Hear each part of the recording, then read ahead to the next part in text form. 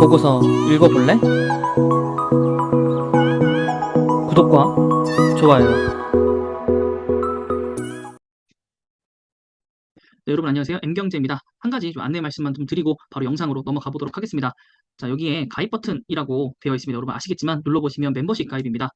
제가 올려드리는 신문 영상 그리고 보고서 영상이 도움이 되셨고 하시다면 신문 구독료라고 좀 생각을 해주시면 정말 감사하겠고, 아니면 좀, 열심히 영상을 찍어주고, 내가 한꺼번에 좀 읽기 어려운 보고서들도 읽어주고, 그것을 읽음으로 인해서 내가 수익 좀 거뒀고, 혹은, 정말 좀 도움이 됐다, 공부가 되고 있다라고 판단이 되신다면, 네, M 스타팅, 이 1592원부터 시작해가지고요, 또 엠버서더까지, 네, 24,000원 해가지고 첫 달 프로모션으로 20% 할인이 되고요. 그 이후부터는 1,999원, 90원, 그리고 3,990원, 5,990원, 그다음에 12,000원, 3만 원까지 좀 되어 있는 등급별로 멤버십이 있으니까요. 또 폭넓게 여러분들이 보시고 멤버십 가입을 좀 해주시면 감사하지 않을까라고 해서 제가 안내 영상을 좀 드렸고요.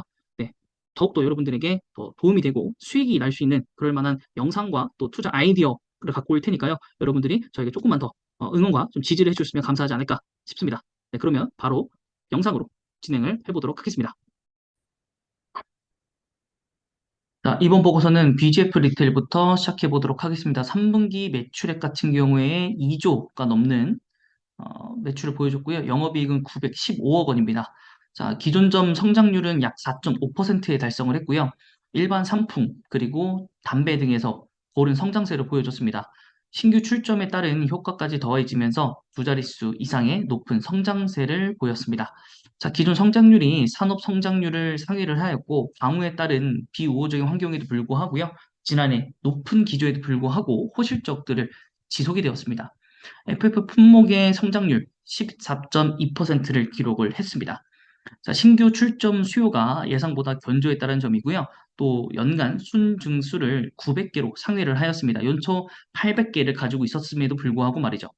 자, 신가맹점 비중 확대에도 불구하고요. 점포당 매출액도 올라가고 가맹 수수료도 증가하고 있어서 외형과 수익성이 모두 다 증가되는 선순환 효과가 있었습니다. 거기에 또 집에서 혼자 먹는 혼밥족들이 많았기 때문에 또 외식으로 가면 돈이 비싸잖아요. 그래서 편의점 매출이 이것을 좀 주도를 했고 성장성이 많이 나왔다. 그래서 식품 소비 변화에 따라서 편의점 채널들이 주목을 받았고 우수한 입지 점포와 상품 구비에 따라서 차별적인 흐름을 나타내고 있다라는 것이 주요 성장세를 끌었다라고 좀 볼 수 있겠습니다. 그래서 22만 원 정도 네, 목표가는 유지된 보고서가 하나 나왔고요. 여기는 23만 원입니다. 전체적인 연간 컨센을 보시면 8조 원 넘는 그리고 영업이익은 3천억이 넘는 네, 그런 걸 갖고 왔습니다. 그다음 여기는 26만 원입니다. 그 26만 원, 23만 원, 22만 원, 그럼 24만 원 정도라고 보면 되겠죠. 평균은. 자, 여기는 원래는 이제 강수량이라든가 태풍이라든가 이런 게 오면은 안 나가기 때문에 편의점 매출이 줄죠. 하지만 수도권에 몰려 있었기 때문에 지방은 큰 타격이 없었기 때문에 물론 이제 울산이라든가 뭐 이런 부분 지방 쪽은 또 왔었지만은 그러니까 국지적으로 왔었기 때문에 그렇게 피해가 다발적으로 일어나진 않았다라는 얘기고 그다음에 인플레이션 등에 의해서 외식 수요 대체로 3분기 식품 매출 비중은 연간 대비해서 0.7% 상승을 했고요. FF는 19%, 그다음에 HMR 같은 경우에는 18% 성장을 했습니다. 그래서 굉장히 좋은 상태이고 또한 경쟁 업체인 또 GS 리테일이 정신을 못 차리고 있기 때문에 BGF 리테일은 너무나도 BGF죠. BDF 리테일 같은 경우는 너무나도 좋은 현상을 좀 맞이했다. 물론 어, 지금 주봉상으로 봤었을 때는 굉장히 낙폭이 큰 지점도 있었습니다. 요 구간. 근데 이거를 모두 다 상쇄를 했다. 네, 그래서 굉장히 좋은 흐름을 보여줬고요. 월봉상으로 보더라도 다시 한번 신고가의 느낌을 쓸 수 있겠다. 52주 신고가를 또 쓸 수 있는 그런 지금 발판이 마련이 되었다라고 좀 보여집니다. 그래서 왜 여기를 투자를 안 했나라는 생각이 좀 들기도 하고요. 벌써 15만 원에 잡았었으면 참 좋았을 텐데 우선은 3조 넘는 회사이고요. 코스피 상장사고 최근에 기관이 매도한 거 제외하고는 외국인은 매수를 했습니다. 그래서 실적은 점점 좋아지고 있고 연간으로 봤었을 때도 8조가 넘는 네, 컨센을 보유하고 있고 ROE, PER, PBR 물론 PBR 좀 높긴 하지만은 네, 배당금까지 3천원 넘는 네, 그래서 시가총액, 그리고 이 한 주당의 그 금액을 비교를 해봤을 때, BGF만큼 현재, 어, 여러 가지 지표들이나 그 다음에 주당 배당금을 확인했을 때는 정말 좀 좋은 상태입니다. 하지만 좀 우리가 좀 안타까운 거는 이미 한 두 달 전부터 상승세가 일어났다라는 점인 거고, 이게 살짝 한 요 정도만 있었어도 우리가 매수를 해볼 만하긴 했을 텐데 좀 그 점이 아닌 게 좀 아쉽습니다. 네, 너무 아쉽고요. 그래서 일단은 목표 주가까지도 사실은 그렇게 많이 업사이드가 남은 건 아니라서, 네, 그 부분도 확인을 좀 해보셔야 되지 않나 생각이 들고요. 자, 그 다음은 두 번째 보고서는 KTNG입니다. 여기도 최근에 좀 이슈들이 좀 많았습니다.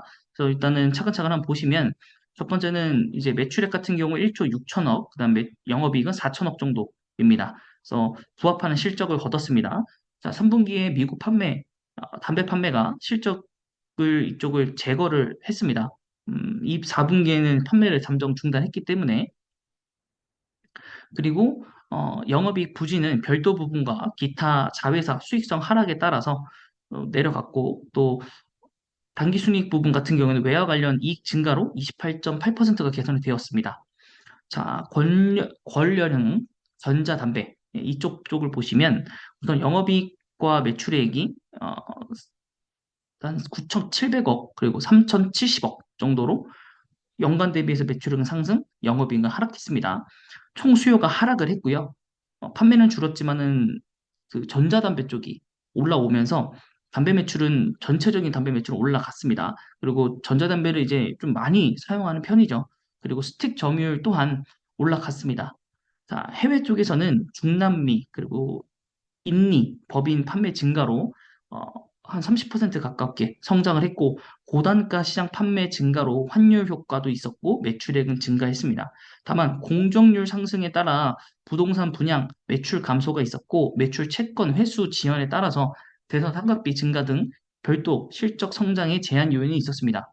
거기에 KGC 인상공사는 면세 수요 회복 그리고 중국 판매 개선 등을 인해서 매출액과 영업이익 각각 개선이 되었습니다. 또한 면세점 쪽에서 매출도 코로나 이전 수준으로 회귀가 되었고요. 8월 제품 가격 인상 효과와 더불어서 실적 개선 폭이 점차 확대가 될 예정이라고 합니다. 거기에 가장 중요한 주주환원 정책으로 배당금 증액과 내년 초에 자사주 매입 계획을 발표를 했습니다. 네, 그래서 이런 것들이 있고, 그리고 이거는 그 별개의 얘기인데 아마 여기 영상에 가면 있을 건데요.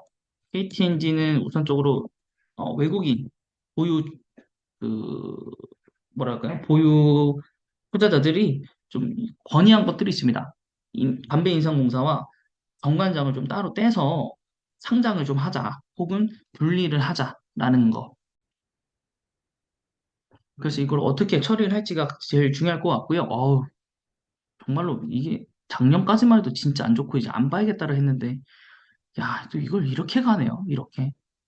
와, 9월부터 미쳤네요. 네. 외국인 점유율이 엄청 올랐군요. 43%. 그러니까 이런 걸 잘 봤어야 되는데. 제가 이거 딱 2년 정도 보다가 3년 차를 안 봤는데, 이런 일이 벌어지네요. 네. 존버하신 분들 대단합니다. 네. 어쨌든 여러 가지 부분에서 올라왔던 걸로 보여집니다. 9월에는 어떤 기사가 있었을까요? 네. 달러 수혜주, 그리고 면세 시장, 네. 그리고 실적. 이렇게 세 가지인 것 같습니다. 주주환원 정책까지. 그래서 굉장히 많은 폭으로 올랐고, 이미 이것도 오르대로 올라버려서 네, 좀 불가피합니다. 그래서 13조이고, 야, 대단합니다. 배당이 거의 5천억 수준, 5천원을 넘어가는 거죠. 그러니까 배당 주면은, 그쵸. 배당 주면 이걸 먼저 봤어야 되는데, 그러네요. 생각을 못했습니다.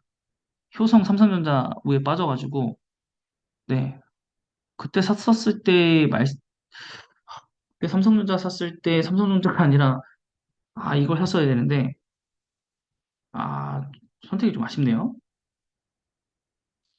오늘 주가가 떨어지다가 다시 올라가 버려가지고, 추가 매수들을 좀 못하고 있는 상황이었는데, 좀 많이 아쉽네요. 삼성전자 우를 언제 샀을까요? 삼성전자를 저번 달에 샀던 것 같거든요.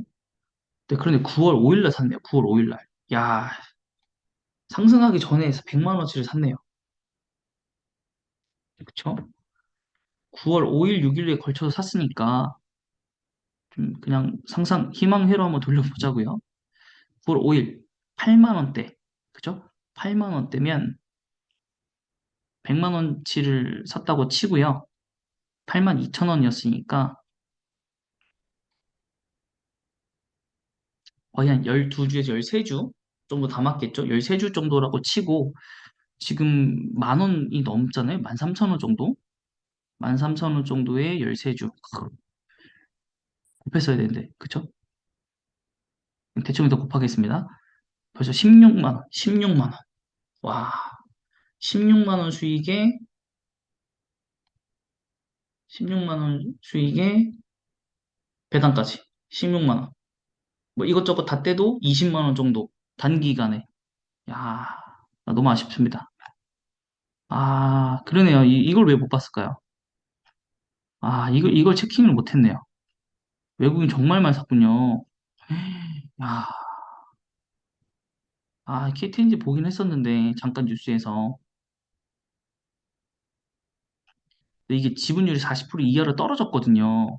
제가 그것이 알고 싶다라는 컨텐츠를 살짝 잠깐 준비했었을 때, 이런 식으로 30몇 퍼센트가 33%까지 아마 내려갔을 거예요, 과거에. 그래서, 이거 정말 안 좋다. 외국인 빠져나가고 있다. 이제는 더 이상 별 볼일 없겠다라고 했는데, 야, 외국인들이 이렇게 많이 살 줄 몰랐네요. 음, 그래서 오늘의 교훈은 꺼진 불도 다시 보자. 꺼진 불도 다시 보자. 라는 겁니다. 그래서 좀 많이 아쉽습니다. 효성도 거의 7만 원대이긴 한데, 네, 오늘 못 샀어요. 여기서 조금 더 떨어질 줄 알았는데, 갑자기 또 올라가 버려가지고, 뭐 다음 주면 또 떨어질 수 있긴 할 텐데, 뭐 그때 한번 담아보든가 생각을 해봐야겠죠? 네. 어쨌든, 지금 현재 그런 상황입니다. 네, 그래서 효성으로도 어떻게든 좀 수익을 잘 걷어봐야겠죠? KTNG 수익보다는, 네, 그래서 열심히 좀 한번 해보도록 하겠습니다. 네, 그래서 오늘, 보고서 영상은 이렇게 두 개 짤막하게 해드렸습니다.